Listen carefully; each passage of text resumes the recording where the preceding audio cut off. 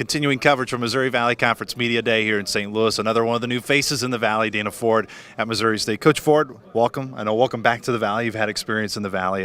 What's it like now being a head man in this league at Missouri State? Yeah, thanks. It's my second time being a head coach, so it's not too unfamiliar territory for me. And then grew up close to SIU, played at Illinois State, coached at Wichita.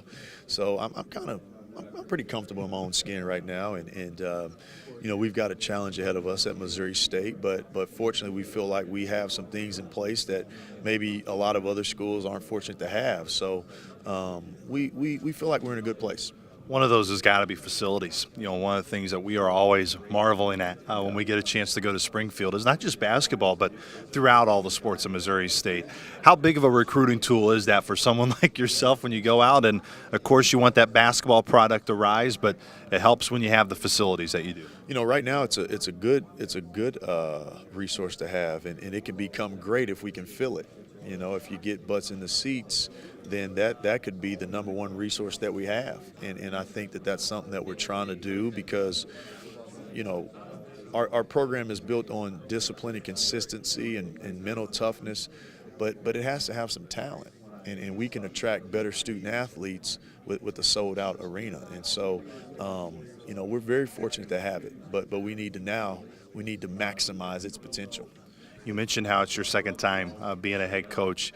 How much, I don't want to necessarily coin the term easier, but how much more, and at ease is probably not the right phrase either, but knowing it is your second time, how does that kind of set you up for what you hope to be more success here at Missouri State as you start official practice next week?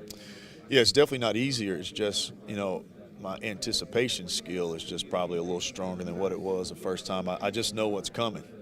And we'll be able to tell a lot about our group starting next Tuesday. This preseason, we've spent a lot of it just getting bodies in shape, trying to get guys as strong as possible, try to prevent as many injuries as possible in the preseason. And starting next Tuesday, I'll be able to tell you a lot more about the group. That's one of the things I've learned as a head coach. You really don't know. I mean, this group has yet to face one single bit of adversity. And that's when you find out who you have. So it'll be some adversity start next Tuesday, whether that's fatigue, physically, mentally, emotionally, whether that's shooting slumps, whether that's a lack of commitment, or whatever the case may be. It'll be some adversity. And so once we go through that, I'll have a better grasp of who we are. When your team plays this year, what do you want people to say about your team and how they play and what they see on the floor? I just want them to say that's a hard-playing, unselfish brand of basketball. I think defense and rebounding, we want to get after it pretty hard, and then on offense, we just want to be strong with the ball and play as unselfish as possible. When you think of Indiana State and Greg Lansing and his teams, I don't know how much experience you've had getting to know Coach Lansing or talk to Coach Lansing, but what do you know about Indiana State, and what are you most looking forward to looking up and going up against the Sycamores this year? I know their coaches pretty well. Obviously, Coach Lansing and I are pretty, we have a good relationship. And their associate head coach, Marcus Belcher, and I are really good friends, and we talk on a pretty consistent basis. In terms of their players and how they play, I don't have a good feel. I've yet to watch any Indiana State basketball since I left Wichita State, which is about 6 years ago. And then I don't really read up on a lot of players in the league. I try to stay away from that. I try to just focus on our team, our recruiting, who we have, what we're doing. I'm a little bit familiar with Illinois State because that's my